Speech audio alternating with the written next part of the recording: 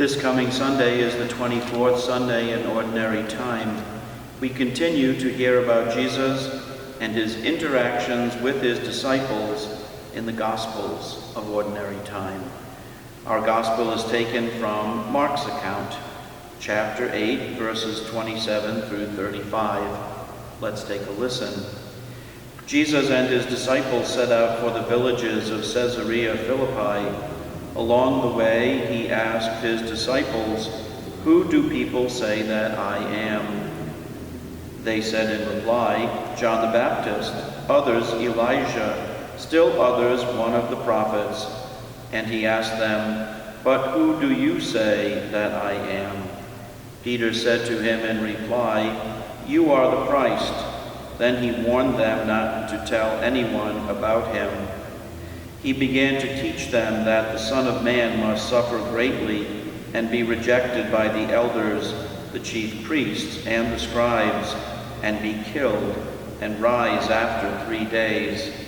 He spoke this openly. Then Peter took him aside and began to rebuke him. At this he turned around, and looking at his disciples, rebuked Peter and said, "Get behind me, Satan. You are thinking not as God does, but as human beings do."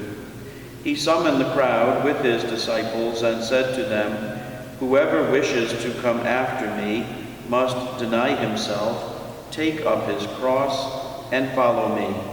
For whoever wishes to save his life will lose it, but whoever loses his life for my sake and that of the gospel will save it." Jesus starts his conversation with the disciples by asking a question, "Who do people say that I am?" And then, more interestingly, "Who do you say that I am?" And Peter gets the right answer, "You are the Christ." We all have a personal relationship with Jesus. We can be attentive to this relationship, fostering its growth, or we can give the relationship little attention. If we are trying to deepen the relationship, we will come to understand who Jesus is in ever deeper ways. And it is worth hearing his question, "Who do you say that I am?" As it relates to our spiritual lives, we can answer this question and come to know who Jesus is and what his friendship means in our lives. He tells the disciples that he will suffer and die. Then he tells them, "Whoever wishes to come after me must deny himself, take up his cross, and follow me." What is the cross you are carrying now?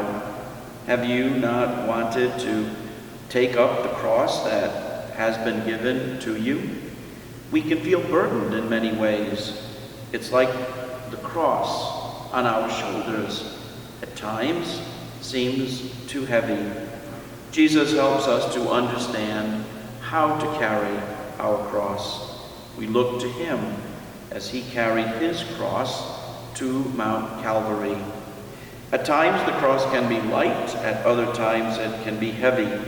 I think of those who have recently lost a loved one or have been given a difficult medical diagnosis. This can be a heavy cross. Whatever cross I might have at the present time, I can see it as a way of following Jesus. Take time in quiet reflection, asking Jesus to help you carry the cross you now find on your shoulders.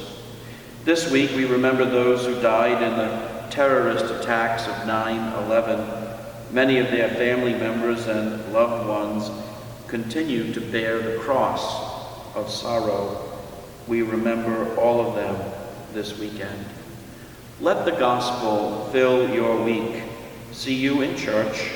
For now, God bless.